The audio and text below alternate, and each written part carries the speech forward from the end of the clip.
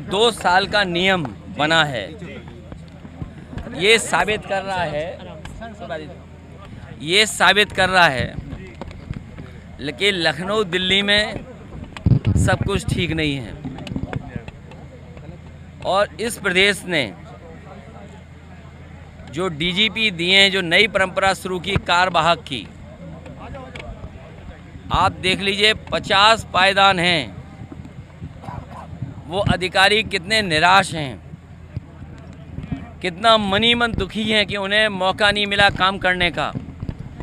कितने आईपीएस होंगे जिन्हें मौका नहीं मिला, और अपने खासम खास और अपने पक्के को बैठाने के लिए, इसलिए कि जिससे कि बेईमानी की जा सके, जिससे अन्याय किया जा सके, जिससे कानून की धज्जियां उड़ाई जा सकें, इसलिए सरकार अपना ऐसा फैसला कराना चाहती है, नियम बनाना चाहती है कि उन्हीं के कोई ना कोई बैठ जाए, जिनको खुद का अपना भविष्य नहीं पता है कि 2 साल चलेंगे कि नहीं चलेंगे, वो 2 साल के नियम बना रहे हैं। जो अभी सुप्रीम कोर्ट ने इलाहाबाद हाई कोर्ट के फैसले को रद्द किया है, देखिए ये फटकार कोई नई नहीं है। अभी तक के कार्यकाल जो देखेंगे आप, सबसे ज़्यादा हाई कोर्ट सुप्रीम कोर्ट की फटकार अगर किसी को मिली है तो उत्तर प्रदेश सरकार को मिली है। समय समय पर उत्तर प्रदेश सरकार ने अनकॉन्स्टिट्यूशनल काम किए हैं, और उसका परिणाम ये है कि हाई कोर्ट और सुप्रीम कोर्ट हस्तक्षेप करता है। और हमें पूरा भरोसा है कि जितने भी अनकॉन्स्टिट्यूशनल फैसले लिए हैं सरकार ने, वो सब टर्न डाउन होने चाहिए।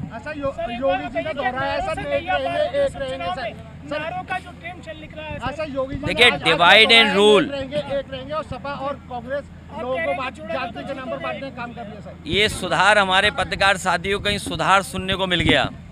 ये सुधार नहीं है। डिवाइड का हिंदी क्या है? बांटो। डिवाइड एंड रूल नारा दिया था अंग्रेज़ों ने, और अंग्रेज़ तो चले गए लेकिन अपने वचन छोड़ गए। ये वचनवंशी लोग हैं अंग्रेज़ों के, इसीलिए इन्होंने इस तरह के नारा दिया था। ये भारत और खासकर उत्तर प्रदेश का समाज ऐसे नारों को कभी स्वीकार नहीं कर सकता है।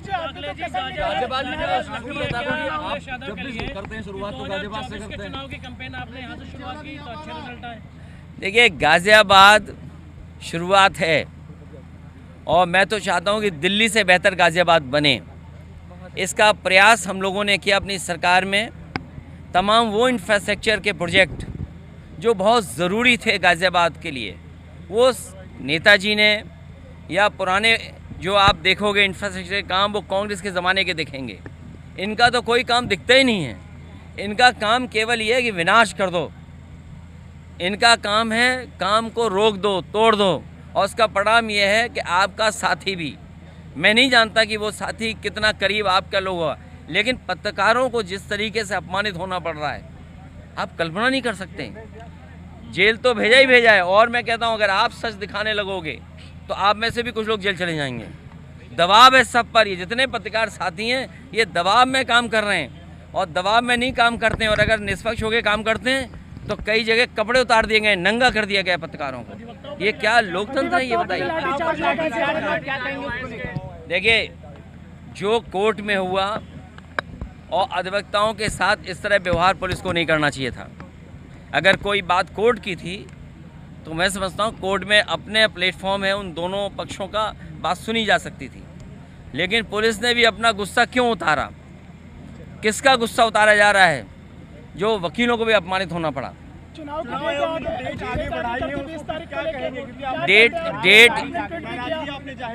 डेट इसलिए बढ़ाई कि भारतीय जनता पार्टी को भनक पड़ गई कि जो लोग छुट्टी लेकर के आए हैं दिवाली की, भैया दूज की और छठ पूजा की, वो सब लोग इतनी छुट्टी लेकर के आए कि वोट डाल के जाएंगे।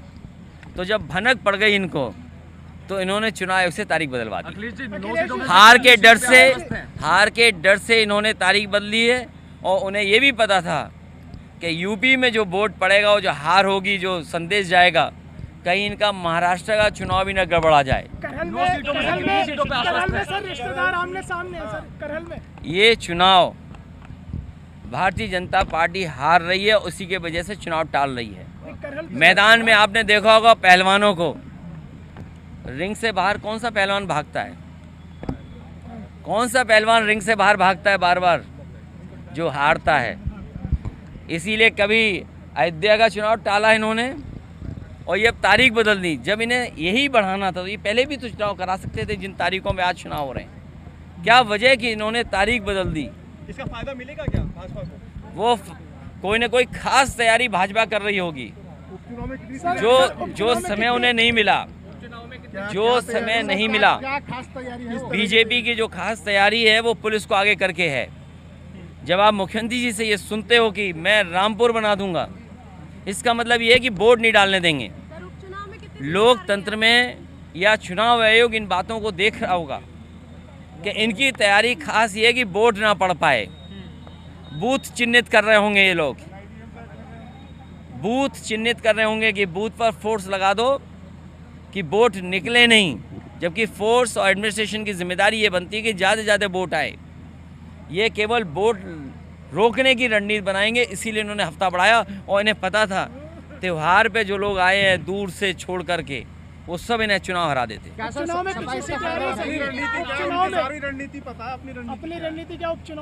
हमारी रणनीति साफ है, बूथ पे काम करिए। और आज हर वर्ग इनके खिलाफ है। व्यापारी जीएसटी से दुखी है। ये जो गरीब महंगाई का सामना कर रहे हैं, वे केवल गरीब के सामने संकट नहीं है। ये जो मल्टी स्टोरी बिल्डिंग में रह रहे हैं, इनको भी महंगाई का असर पड़ रहा है। और जितना भी जीएसटी से व्यापारी परेशान है, शायद इतना कभी व्यापारी परेशान नहीं रहा होगा। 9 सीटों में कितनी सीटें सर? 9 में 9। ठीक है। करहल पे आपने जवाब नहीं दिया सर। देखिए आपको ये बीजेपी से पूछना चाहिए कि जो लोग परिवारवादी आरोप लगाते थे, वो कहाँ रिश्तेदारवादी में फंस गए, जिन्हें प्रत्याशी नहीं मिला। और मैं आज कह के जा रहा हूँ आपसे, अभी तक की सबसे बड़ी जीत और सबसे बड़ी हार